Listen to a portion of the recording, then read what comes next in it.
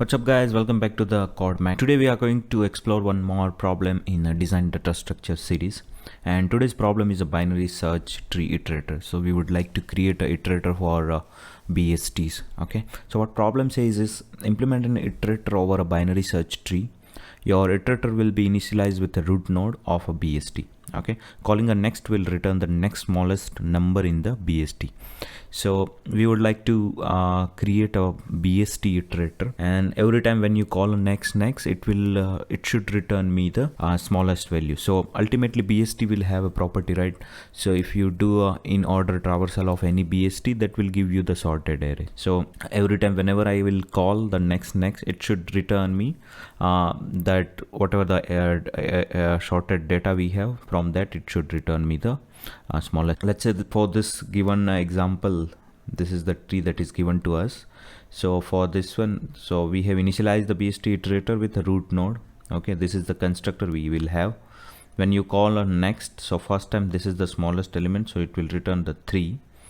Again you will call a next, so ultimately if I'll write this in order, then it will give me 3, 7, 9, 15 and 20. Okay, so first two time you return 3 and 7, and then you will check whether has next still there are elements present or nodes present in the BST or not, so it will return a true. Again you call a return next, then you will return a 9, and then again you will check, so it will return a true because there still two more elements are there. And then again you call a next, again you call a next, so ultimately you will first time you will return 15, second time you will return a 20, and then at the end if you call a return, then you will return a, because there is no more elements, so you will return a false from there onwards. So this is what the main overview or problem statement we would like to design in a today's design problem.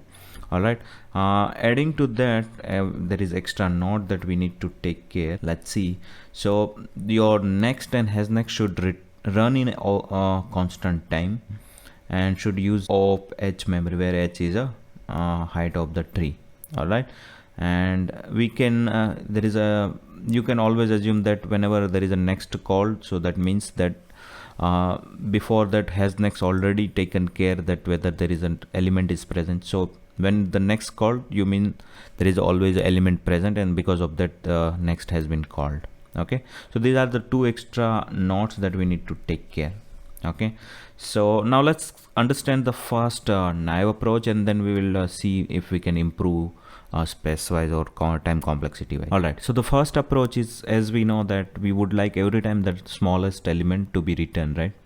So to do that, the first approach or naive approach that we can do is we can transform whatever the tree or root node is given to you in some kind of array. Okay, and whenever there is a next and has next call, we can give a data from there. So let's say for example, you have this data, you convert it into array, you will store that into array, and whenever there is a next and has next call, so you maintain a pointer p which will be starting from -1, because the next element is at a 0th index, so you will start from that. And every time when there is a next call, we will simply move this to the next element and simply return that number from your array itself. And whenever there is a has next call, so you will see whether your pointer is exceeding to the array length. So that way you can create your this BST iterator. Now if you see here the time complexity in this case, so whenever you call a BST iterator root, and whenever you convert it into your data array, that is nothing but this array. Okay, so at that time, what all sort of time complexity we will take. So to convert this, we need to traverse in order traversal needs to be there, right? So for that, let's say we will take extra time complexity, or the time complexity it will take is of n. So that looks to be good. Okay, and how about the space complexity? So in space wise, if you see, we have created a separate array, all right, to store this node. So for that, it will take of n. When you create this array, you ultimately call your whatever the method or function that we create in the recursive way. So whatever the recursion stack that will create, So that is going to be your height of your tree. So that is extra space. This will not be visible because it will be like whenever you call, let's say, iterate method with a root. All right, so you every time you check that root is null or not, and then again you call the same iterate method for left, and you will for the current node you will add it into your list a.add, and same you will do for a right. So whatever this recursive call that we are making, that is again going to create your stack memory, or it will take a stack memory of O of h, that is the height of your tree. So ultimately we are taking this much of space and of n as your time complexity. For your next and has next, that is going to be a constant operation, because we have a pointer that is going to be return you the correct data, and that is going to be a constant time operation. So here the only concern we have is like we are extra using a memory of n, because though you have your data with you, right? Root node is given, that means you have whole tree with you. So ideally we should not use extra space for this data. We can, if we can do our iteration within the given root node, or if we can at least take only this much of memory, then it should be good. Now let's see the second approach. All right, so in the previous approach we were iterating a whole tree at one place, and we were storing that data into the array. Okay, but if you see, we do not need to iterate the whole tree at one place and storing the data in the initial phase itself. So for example, let's say we know that there the minimum or the smallest element in a BST will lies always on a nodes on your left side of the tree. So if you go in deep into the left side of the tree, so the first node, which leaf node, you will find is the smallest one. So it could be a leftmost node of your BST, or the node which do not have a left node from there onwards. So let's say in this case, this is the node which is the smallest node. Okay, and there could be a possibility that this kind of a tree is also given to us.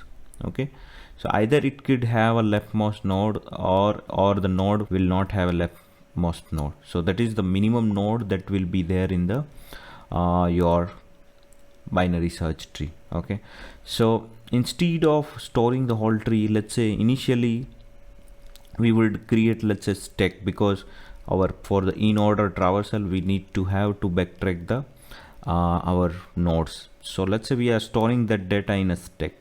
Okay, so your stack will be look like, so first we will try to traverse on a left subtree, and we will push those data to our stack. So first you have 5, then 3, then 2. So what the stack will give us, whenever you call on next will be always on your top element that you can pop from your stack, and that can be returned. Okay, and has next will also apply on a stack. So whenever you have some data in a stack, that means we have still a next nodes to process as a iterator. Okay, so let's say first we will push all our left side subtree or left subtree data to your stack. Okay, and whenever you pop, so we will check whether that popped element is a leaf element, or it has a right subtree present to that. So let's say here we have this one is a lift element. Okay, but let's say we have popped this. Okay, we call on next, then this element is no more there. So in that case, when we call on next again, we have a 3. So for 3 we still have a right subtree, or you can say that there is still nodes present on a right hand side. So 4 is present. Okay, so whenever we call on next, there is some extra work that we need to do. So for, let's say you call on next, you pop the element first. Okay, so let's say that gives us some node L. Okay, and before you return, we will check whether that returned node has some right element or not. Let's say it has a right element, then for that right element we will again call that deepmost finding a left subtree. Again we will push those. So how it will work, let me explain with 5. So you have element 5, right? All right, so 5 has still a right subtree.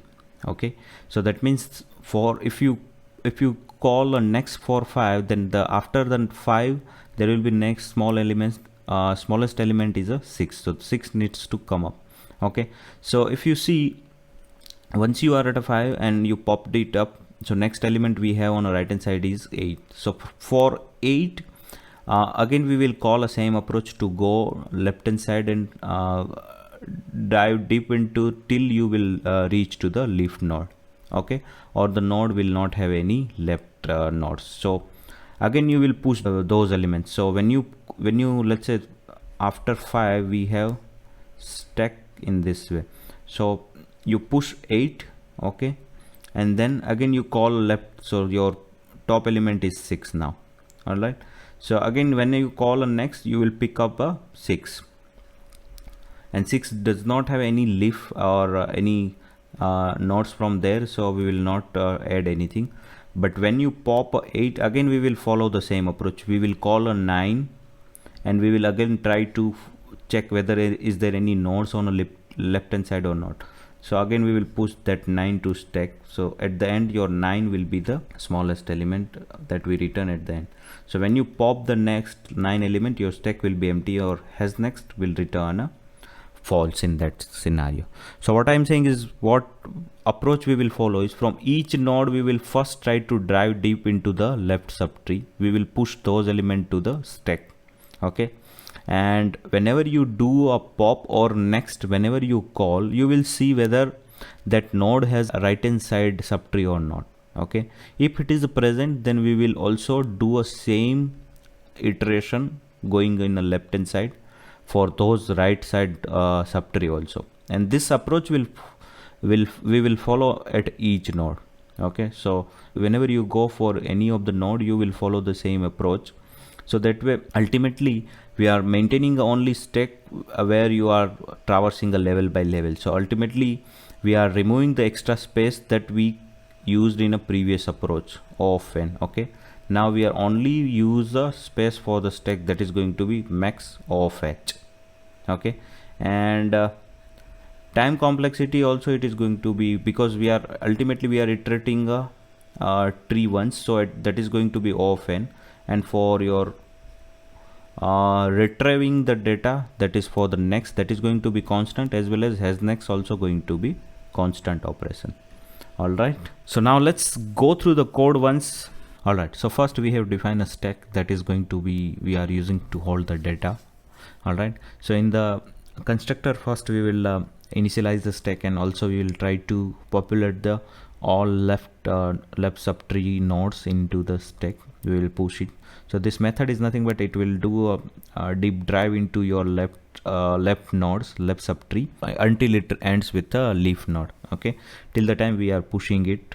Okay, and your next function will have, first we will pop, because stack top element will be your minimum element. Okay, so first we will pop it from there, and then we will see if that popped element will have a right hand side subtree or not. So if it is a right hand side subtree, we need to process that subtree also.